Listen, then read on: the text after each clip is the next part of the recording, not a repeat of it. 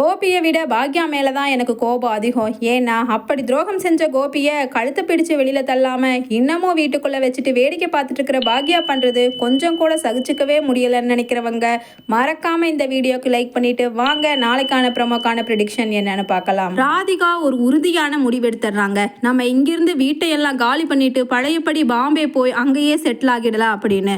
அதுக்கான ப்ராசஸும் ஸ்டார்ட் பண்ண ஆரம்பிச்சிடுறாங்க. அப்போ ராதிகா வீடு காலி பண்ணுற விஷயத்தை பற்றி ஒரு லேடி மூலமா வீட்டில் இருக்கிற பாக்யாக்கு தெரிய வந்த உடனே பாக்யா வீட்டில் இருந்து அதிரடியா கிளம்பி ராதிகா வீட்டுக்கு போறாங்க. பாக்யா அங்க ராதிகா வீட்டில் இருக்கிற கமலா பாக்யா உள்ள வந்த உடனே முகத்தை திருப்பிட்டு, ராதிகா உன்னை பார்க்கறதுக்கு யாரோ வந்திருக்காங்க அப்படின்னு பாக்யா கிட்ட எதுவுமே பேசாம கமலா அவங்க வேலையை பார்த்துட்டு இருக்காங்க, வீடு காலி பண்ற வேலையை. அப்ப உள்ளிருந்து வெளியில வர்ற ராதிகா, வாங்க பாக்யா வாங்க அப்படின்னு சொல்லிட்டு வாடின முகத்தோட பேசுறாங்க. அப்ப பேச ஆரம்பிக்கிற பாக்யா ராதிகா கிட்ட கேக்குறாங்க, ஏன் ராதிகா திடீர்னு இப்படி வீட்டை மொத்தமா காலி பண்ணிட்டு இப்ப எங்க போறதா பிளானு அப்படின்னு சொல்லிட்டு கேக்குறாங்க பாக்யா. உடனே ராதிகா சொல்றாங்க, எங்களுக்குன்னு இந்த ஊர்ல யாருமே இல்ல பாக்யா, அதனால நாங்க பழையபடி அங்க பாம்பே போயிடலாம், எங்க அண்ணா அங்கதானே இருக்காங்க, அதனால அங்க போய் பொழைச்சிக்கலாம் அப்படின்னு நாங்க முடிவு பண்ணியாச்சு. அதுக்கான ப்ராசஸ் தான் இப்ப போயிட்டு இருக்கு, முடிஞ்ச வரைக்கும் வீடு எல்லாம் காலி பண்ணியாச்சு அப்படின்னு சொல்றாங்க ராதிகா. உடனே பாக்யா சொல்றாங்க, ராதிகா இப்படி திடீர்னு எடுக்கிற முடிவு கண்டிப்பா தப்பாதான் இருக்கும், ஏன் இப்படி முடிவெடுத்தீங்க, கோபி என்ன திரும்பவும் இங்கே உங்கள் வீட்டுக்கு வரமாட்டார்னே நீங்கள் முடிவு பண்ணிட்டீங்களா அப்படின்னு சொல்லிட்டு பாக்யா பேசும்பொழுது குறுக்கிட்டு பேசுகிறாங்க கமலா. பாக்யா எப்படியோ என் மாப்பிள்ளைய எங்ககிட்ட இருந்து தட்டி படிச்சுட்டு நல்லவள மாதிரி இப்போ இங்கே வந்து ஒன்றும் நீ பேச வேண்டாம், நீ ஆடுற நாடகத்துக்கு முடிவு வந்துடுச்சு, நீ போகலாம், என் பொண்ணு ராதிகா அவளே ஒரு முடிவு எடுத்துட்டா, இனிமேல் கோபி மாப்பிள்ளை என்ன இவரை வேண்டான்னு சொல்கிறது, நாங்கள் சொல்கிறோம் அவரை வேண்டான்னு, நாங்கள் பழையபடி அங்கே பாம்பே போய் பொழைச்சிக்கிறோம் அப்படின்னு சொல்கிறாங்க கமலா. உடனே பாக்யா சொல்றாங்க, ராதிகா நான் உங்ககிட்ட கொஞ்சம் தனியா பேசணும், நீங்க ஆல்ரெடி டென்ஷன்ல இருப்பீங்க போல ராதிகா, அதனால வாங்க வெளியில எங்கேயாவது போய் ஃப்ரீயா பேசிட்டு வரலாம். பாக்யா சொன்ன உடனே ராதிகாவும், சரி பாக்யா இதுதானே கடைசி சந்திப்பா இருக்கும், நீங்களும் நானும் சந்திக்கிறது, அதனால நான் வரேன், அம்மா நீங்க டென்ஷன் ஆகாதீங்க, நீங்க இங்க பேக் பண்ற வேலையெல்லாம் பார்த்துட்டுருங்க, மயூரி நான் அம்மா கொஞ்ச நேரத்தில் இப்போ வந்துடுறேன்டா, நீயும் ரெடியாயிரு, கிளம்பி நம்ம இப்போவே பாம்பே போக போகிறோம் அப்படின்னு சொல்லிட்டு பாக்யா கூட வெளியில் போகிறாங்க ராதிகா. பாக்யாவும் ராதிகாவும் அங்கே வெளியில் இருக்கிற ஒரு பார்க்குக்கு போய் உட்காந்து பேசலாம் மனம் விட்டு, அப்போ தான் ராதிகாவுக்கு அவங்க பண்ணுறது தப்புன்னு புரியும் அப்படின்னு நினச்சிட்டு பாக்யாவும் அந்த பார்க்குக்கு கூட்டிகிட்டு போகிறாங்க ராதிகாவை. அப்போ பேச ஆரம்பிக்கிற பாக்யா சொல்கிறாங்க, ராதிகா நீங்கள் இப்போ எடுத்திருக்கிற முடிவு நிச்சயம் ஒரு தப்பான முடிவு தான், அதனால் அவசரப்படாதீங்க, எப்படியா இருந்தாலும் கோபியை என் வீட்டில் முழுசாக நான் வச்சிருக்க போகிறது கிடையாது, இப்போவும் அவர் அங்கே இருக்கிறதுல எனக்கு கொஞ்சம் கூட உடன்பாடு கிடையாது, எல்லாம் என் அத்தை ஈஸ்வரிக்காக தான் நான் பொறுத்துட்ருக்கேன், அது மட்டும் இல்லாமல் இனியா செழியன் எல்லாருமே அவருக்கு ஃபேவராக பேசுகிறாங்க, அது பத்தாததுக்கு அவருக்கு அடிக்கடி ஹார்ட் அட்டாக் வேற வந்து அந்த உடல்நிலையை காரணமாக காட்டியே அங்கே இருந்துட்டுருக்காரு, இது கண்டிப்பாக நிரந்தரமாக அங்கே இருக்க மாட்டார், கூடிய சீக்கிரம் நான் உங்கள் வீட்டுக்கு அவரை அனுப்பிச்சே வைப்பேன், அதனால் நீங்கள் ஏன் கவலைப்பட்டுட்டு இங்கிருந்து கிளம்பணும், உங்களை பற்றி மட்டும் நீங்கள் யோசிச்சு முடிவெடுக்காதீங்க ராதிகா, அது தப்பாக தான் முடியும், ஏன்னா உங்களுக்கு பின்னாடி உங்கள் குழந்தை மயூரி இருக்கா, அவளுக்குன்னு கேர் பண்ணிக்கிறதுக்கு கண்டிப்பாக அவர் வேணும் கோபி அப்படின்னு சொல்கிறாங்க ராதிகா கிட்ட பாக்யா. உடனே பாக்யா கேட்குறாங்க, ஏன் பாக்யா நீங்கள் கோபியை டைவர்ஸ் பண்ணீங்கல்ல அப்போ உங்களுக்கு கஷ்டமாக இருந்துச்சா அப்படின்னு கேட்கும் பொழுது பாக்யா சொல்கிறாங்க, இல்லை ராதிகா அப்போ கொஞ்சம் கஷ்டமாக இருந்துச்சு ஆரம்பத்தில், ஆனால் அதுக்கு அப்புறம்தான் என்னுடைய உறுதியை நானே முடிவு பண்ணிட்டேன், ஏன்னா அவர் கூட இருந்த வரைக்கும் எனக்கான மதிப்பு என்னோட தகுதி தராதரம் எல்லாமே அவர் காலில் போடுற செருப்புக்கு கீழே தான் என்னை வச்சிருக்காருங்கிறத அவர் டைவர்ஸ் பண்ணதுக்கு அப்புறம்தான் நான் புரிஞ்சுட்டேன், ஏன்னா அதுக்கப்புறம் தான் சொந்த காலில் ஒன்னொன்றுமே நான் பார்த்து பார்த்து பண்ணி சம்பாதிச்சு பண்ணும் பொழுது எனக்கான மதிப்பு சந்தோஷம் எல்லாமே எனக்கு கிடைச்சிச்சு, அதனால் நிச்சயமாக நான் சொல்கிறேன் ராதிகா அவரை டைவர்ஸ் பண்ணதுக்கப்புறம் எனக்கு கொஞ்சம் கூட கவலையே இல்லை, உண்மையை சொல்லணும்னா அவர் இப்போ திரும்பி இந்த வீட்டுக்குள்ளே வந்திருக்காரு பாருங்க, அப்போ தான் எனக்கு ரொம்ப வருத்தமாகவே இருக்குது, எப்போ இந்த வீட்டை விட்டு போவாருன்னு அப்படின்னு பாக்யா சொல்கிறாங்க. உடனே ராதிகா சொல்கிறாங்க, நீங்கள் கரெக்டாக சொல்கிறீங்க பாக்யா, ஏன்னா அவர் கூட வாழ்ந்த இந்த கல்யாண வாழ்க்கையில் நான் கொஞ்சம் கூட சந்தோஷமாகவே இல்லை, சில சமயம் நான் நினச்சி கூட பார்த்துருக்கேன் பாக்யா. ஏன்னா தப்பான ஆளை நாம் செலக்ட் பண்ணிட்டோமோ கல்யாணம் பண்ணுறதுக்குன்னு. அந்த மாதிரி தான் அவர் ஒவ்வொரு டைமும் அவரோட சுயநலத்தையும் ஆணவத்தையும் என்கிட்ட காமிச்சிட்டே இருந்திருக்காரு பாக்யா. ஆனாலும் நான் ஃபஸ்ட்டு வாழ்க்கையே தவறாக தேர்ந்தெடுத்து தொலைச்சதால சரி பொறுத்து போகலான்னு இத்தனை நாளாக நான் அவருக்காக விட்டு கொடுத்து அவர் மேலே ரொம்ப பாசம் வச்சுருந்ததால அவர் கூட வாழ்கிறதுக்கு ஆசைப்பட்டேன். ஆனால் இனிமேல் அவர் என்னை வேண்டான்னு சொன்னதுக்கப்புறம் என்னை அவாய்ட் பண்ணுறாருன்னு தெரிஞ்சதுக்கப்புறம் இன்னமும் அவர் மேலே நான் பாசம் அன்பு எல்லாம் வச்சுருக்கிறது சரியான முட்டாள்தனம் பாக்யா. அதனால் அந்த பாசம் அன்பு எல்லாத்தையுமே நான் மூட்டை கட்டி தூக்கி எரிஞ்சிட்டு டைவர்ஸ் அப்ளை பண்ணி நான் டைவர்ஸ் வாங்கிட்டு சொந்தமாக தனியாக சிங்கிள் பேரண்ட்டாக மயூரியை நான் வளர்த்தலான்னு உறுதியாக முடிவு எடுத்து பாக்யா அப்படின்னு சொல்கிறாங்க ராதிகா. உடனே பாக்யா சொல்கிறாங்க, என்ன ராதிகா இப்படி திடீர்னு முடிவெடுத்தா அது தப்பாக தான் முடியும். ஏன்னா கோபி மனசில் இன்னமும் நீங்கள் இருக்கீங்க. அதனால தான் நான் சொல்கிறேன், அவர் உங்கள் கூட வாழ்கிறதுக்கு அடி மனசில் ஆசையோடு தான் இருக்கார்.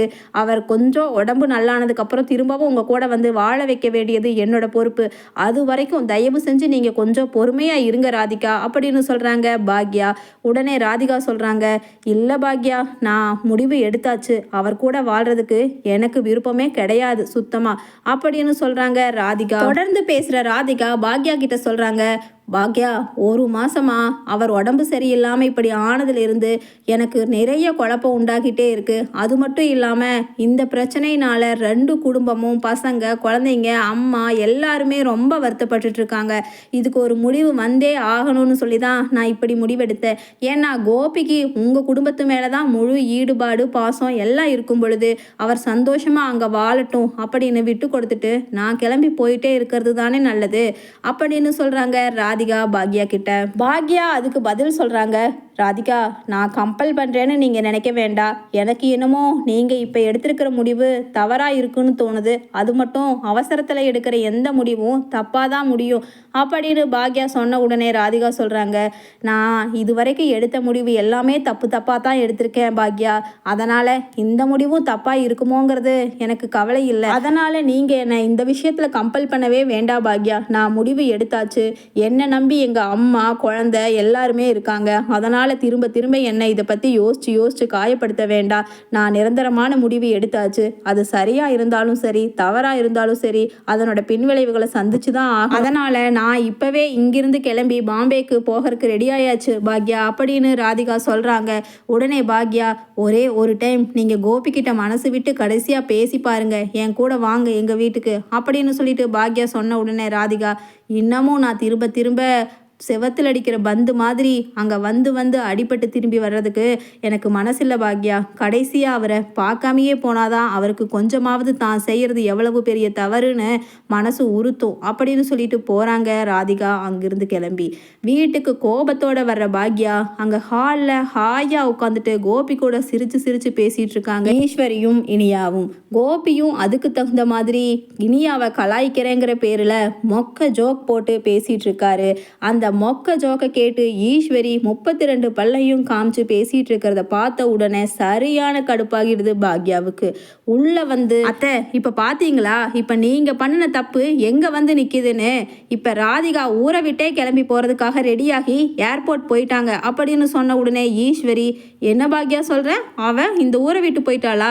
இது சந்தோஷமான செய்தி தானே, இதுக்கு ஏன் நீ இவ்வளவு கவலைப்படுற அப்படின்னு சொல்லிட்டு கேட்குறாங்க. உடனே கீழே உட்காந்துருக்கிற கோபியை சட்டையை எட்டி பிடிச்சு எழுந்திரிச்சு நிற்க வைக்கிறாங்க பாக்யா. யோ நீ எல்லாம் ஒரு மனுஷனா? என்னை ஏமாத்திட்டு துரோகம் பண்ணிட்டு 2வது மனைவி வேணும்னு சொல்லி தானே போய் ராதிகாவை கல்யாணம் பண்ணன. இப்போ அவளை அங்கே விட்டுட்டு இங்கே வந்து மறுபடியும் ஜால்ரா தட்டிட்டு நாடகம் ஆடிட்டுருக்கியா? அம்மா இனியா செழியன் பிள்ளைங்க அப்படின்னு. இந்த நாடகத்துக்கெல்லாம் நான் ஒத்துக்கவே மாட்டேன். இப்போ இந்த நிமிஷம் வரைக்கும் உன்னை இந்த வீட்டுக்குள்ளே விட்டுருக்கேன் அப்படின்னா உன்னை நம்பி அங்கே ராதிகா மயூரின்னு 2 பேர் இருக்காங்க. அவங்களுக்காக நீ உயிரோட இருந்துதான் ஆகணும் அப்படிங்கிறதுக்கு வேண்டிதான் நான் இங்கே விட்டுருக்கேன். இல்லைன்னா நான் கேட்குற கேள்வியில் நீ இப்போவே ஹார்ட் அட்டாக் வந்து செத்து போகிற அளவுக்கு கேட்கணும்னு என் மனசில் அவ்வளவு கேள்விகள் இருக்குது. நீ எல்லாம் ஒரு மனுஷனா? உன்னை நம்பி வாழ்க்கை பூரா காப்பாற்றுவேன்னு நம்பி கழுத்தை நீட்டின 2 பெண்களுக்குமே துரோகம் பண்ணிட்டு அதை பற்றின குற்ற உணர்ச்சி கொஞ்சம் கூட இல்லாம நீ என்னமோ பெரிய உத்தம புத்திர மாதிரி உங்க அம்மா கிட்ட நீ பாசமழைய பொழியறதும் உங்க அம்மா உன் மேல பாசமழைய பொழியறதும் இதெல்லாம் சுத்தமாவே பார்க்க முடியல, சகிக்க முடியல என்னால. யோ இப்பவே சொல்றேன், உனக்கு ஹார்ட் அட்டாக் வந்தா வரட்டும். நீ ஒரு மான ரோஷம் உள்ள மனுஷனா இருந்தா இப்பவே நீ சுருக்கு மாட்டிட்டு தொங்கி சாகணும். ஏன்னா முதல்ல கல்யாணம் பண்ண நானும் உனக்கு நீ வேண்டாம் அப்படின்னு தூக்கி எறிஞ்சு டிவோர்ஸ் அப்பவே கொடுத்துட்ட. அதுக்கப்புறமும் இத்தனை நாளா ராதிகா உன்னை வச்சு சகிச்சு வாழ்ந்துட்டு தானே இருந்தா. அவளையும் நீ துரோகம் பண்ணிட்டு இப்படி மறுபடியும் இங்கே வந்து உட்காந்துட்டு ஜால்ரா தட்டிட்டு இருக்கனா அவளுக்கும் கோபம் வந்து டிவோர்ஸ் கொடுக்குறேங்கிற முடிவில் உறுதியாக இருக்கா. இப்போ 2 பேருமே உனக்கு டிவோர்ஸ் கொடுத்தாச்சு. இப்போ வரட்டும், உனக்கு ஹார்ட் அட்டாக் வரட்டும், வந்து நீ சாகு. அதுக்காக தான் நான் இத்தனை நாளாக காத்துட்ருக்கேன். என்னமோ ராதிகாவுக்காகவும் மயூரிக்காகவும் உன்னோட உயிர் முக்கியம். ஏன்னா அவங்க 2 பேருமே உன்னை நம்பி மட்டுமே இருக்கிற பெண்கள்னு நானும் பொறுத்து போனேன். ஆனால் இனிமேல் அவளே உன்னை வேண்டான்னு தூக்கி எறிஞ்சிட்டு போனதுக்கப்புறம் நீ ஒன்றும் இங்கே இருக்கணும்னு அவசியம் இல்லை. இங்கிருந்து இப்போவே நீ முதல்ல கிளம்பி போ அப்படின்னு சொல்கிறாங்க பாக்யா கோபி கிட்ட. உடனே கோபி, பாக்யா நீ காலில் போட்டிருக்கிற செருப்பை கழட்டி வேணாலும் அடி, அதை வாங்கிக்கிற. ஆனால் இந்த வீட்டை விட்டு மட்டும் வெளியில் போன்னு சொல்லிடாத பாக்யா. ஏன்னா என் அம்மா என் பசங்க எல்லாருமே என் மேலே பாசமாக இருக்காங்க. அது மட்டும் இல்லாமல் நான் உனக்கு செஞ்ச துரோகத்துக்கு பிராய்ச்சித்தமா காலம் பூரா இங்கேயே இருந்து உனக்கு ஒரு சேவகனா உனக்கு என்னென்ன உதவி பண்ண முடியுமோ செய்யணும் அப்படிங்கிறது தான் என்னோட ஆசை அப்படின்னு சொன்ன உடனே மேலும் கோபம் அதிகமாயிருது பாக்யாவுக்கு. யோ வாயில நல்லா வந்துட போகுது, இதுக்கு மேலே உன்னை என்ன பேசுறதுனே எனக்கு தெரியல, கழுத்தை பிடிச்சு வெளியில தள்ளுறது தவிர எனக்கு வேற வழியே தெரியல அப்படின்னு பாக்யா கோபியோட சட்டையை எட்டி பிடிச்சு தரன்னு இழுத்துட்டு போய் வெளியில தெருவில் நிறுத்திடுறாங்க. அதை பார்த்த ரோட்ல போகிற வாகிற மக்கள் எல்லாம் கூட்டமாகிடுறாங்க. உடனே கோபி ஒரு மாதிரி நீலி கண்ணீர் வடிக்க ஆரம்பிச்சிடுறாரு. ஈஸ்வரியும் பாக்யாவை பார்த்து, ஏ பாக்யா, வீடு உன் பேர்ல இருக்குதுங்கிறதுக்காக என் பையனை இப்படி ரோட்ல கொண்டு வந்து நிறுத்திட்டேயே, போற வரவங்க எல்லாம் சிரிச்சுட்டு போற அளவுக்கு என் பையனோட பொழப்பு போச்சே, கடவுளே நீ தான் இந்த குடும்பத்துக்கு ஒரு நல்ல வழி காட்டணும் அப்படின்னு சொல்லிட்டு வழக்கம் போல நீலி கண்ணீர் வடிக்க ஆரம்பிக்கிறாங்க ஈஸ்வரி. அப்ப உள்ள வேகமா போற பாக்யா அங்க கோபி தங்கி இருந்த ரூம்ல இருக்கிற துணிமணி எல்லாம் அந்த பேக்ல போட்டு எடுத்துட்டு வந்து, இந்தா உன் பேகு, நீ எங்க போவையோ போ, இப்ப உனக்கு ராதிகா வீடும் கிடையாது, பாக்யா வீடும் கிடையாது, இன்னும் கொஞ்ச நேரம் இங்க இருந்தேன்னா அப்புறம் எதால அடிப்பேன்னே எனக்கு தெரியாது, நீ எல்லாம் ஒரு பச்சோந்தி, உன்ன மாதிரி ஒரு மனுஷனை நான் கண்ணால பாக்குறது கூட ரொம்ப தப்புன்னு நினைக்கிறேன் அப்படின்னு சொல்லிட்டு பாக்யா சொல்றாங்க. அப்ப பாக்யா கிட்ட பேச ஆரம்பிக்கிறாங்க நன்றி கெட்ட ஈஸ்வரி. ஏய் பாக்யா, கட்டுன புருஷனை இதை விட கேவலமா வேற எந்த பொண்ணுமே நடத்தி இருக்க மாட்டா. நீ என்னதான் சம்பாதிச்சு தொழில் பண்ணி அது பண்ணி இது பண்ணி சாதிச்சாலும் கட்டுன புருஷனுக்கு அடக்க ஒடுக்கமா மரியாதையா நடந்தாதான் ஒரு பொண்ணுக்கு மரியாதை. அது கூட தெரியாம இப்படி தெருவில் கொண்டு வந்து அவனை நிறுத்திட்டே அப்படின்னு சொல்லிட்டு அழுகிற ஈஸ்வரியை பார்த்து பாக்யா சொல்றாங்க, நீங்க உள்ள வர்றதுனா வரலாம், இல்லைன்னா இப்படியே உங்க பையன் கூட போய் ரோடா பிச்சை எடுங்கன்னு சொல்லிட்டு கதவை சாத்திடுறாங்க பாக்யா.